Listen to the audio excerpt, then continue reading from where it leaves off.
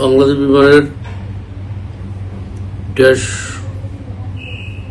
8400 যে ফ্লাইটটি আজকে উড্ডয়নের পরপরই কক্সবাজারে চাকা খুলে পড়ে যায় রানওয়েতে বা আশেপাশে, নিঃসন্দেহে এটা একটা আমাদের জন্য ভালো কিছু নয়। এমনিতে আমাদের ইমেজের সংকট, তারপরে একটা যোগ হলো। এটা আসলে দুটি কারণে ঘটতে পারে। একটা হচ্ছে একটা হিউম্যান এরর, অর্থাৎ মানবজনিত ভুল। আরটা হচ্ছে ইঞ্জিনজনিত ভুল বা ইঞ্জিন ফেলিওর বা টেকনিক্যাল ফেলিওর। এখানে আসলে দেখতে হবে দুইখানেই আসলে মানুষ জড়িত।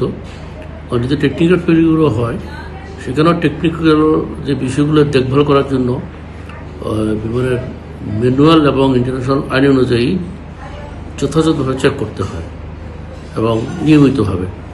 এখানে দেখতে হবে সেটা করতে বা করা হয়েছিল কিনা।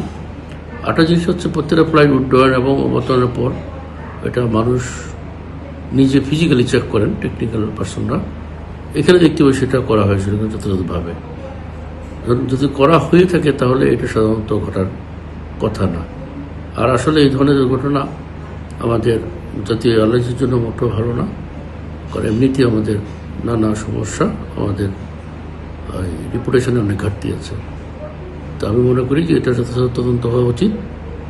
তদন্ত মতো আমরা অপেক্ষা করি।